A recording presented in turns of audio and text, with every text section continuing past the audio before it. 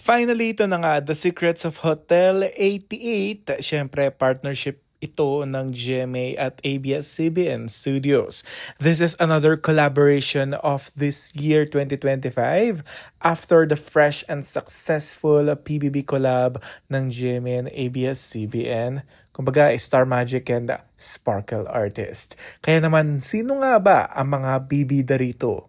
Siyempre, none other than mga PBB collab housemates. Siyempre, mga big winners natin na sina Mika Salamanca at Brent Manalo, feeling ko sila ang mga bida rito. Kasama rin siyempre ang mga Star Magic artists na sina Esnir, River, Ralph, sino ba? Si Bianca De Vera, Cyril Manabat, at si Kira Ballinger. Siyempre, yung mga sparkle artists naman, nandiyan sina Dustin Yu, Josh Ford, Will Ashley, AZ Martinez, and of course, ang big winner nga natin sa Kapuso, si Mika Salamanca. Hindi ko alam kung sila na nga ba ang mga main cast dito sa new series ng GMA and ABS. No? Hindi ko alam kung may dadagdag pang mga ibang mga housemates. Pero malakas ang kutob ko na sila na nga ang main cast dito. Why? Kasi nga yung mga ibang mga housemates katulad na lamang ni Ashley Ortega, no? Meron siyang series. Tapos si AC naman, busy din siya sa ASAP. Sino pa ba?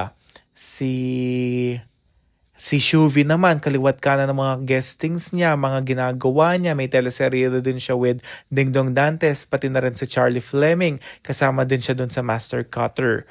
Habang si Michael Sager, meron siyang ginagawang series with Isabel Ortega. At mga kapamilya naman na sina Emilio, busy din yun dahil meron din siyang gagawing series na Roja.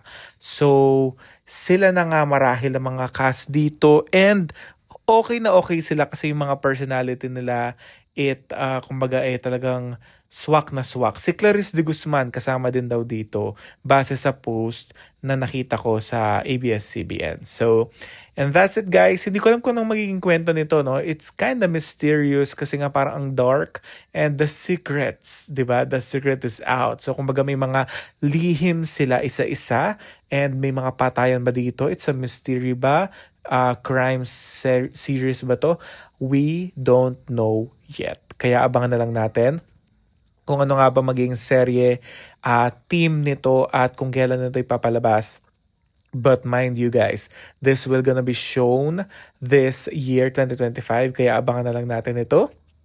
And sa mga ibang mga updates pa, don't forget to like and subscribe. Jacob Manangan TV.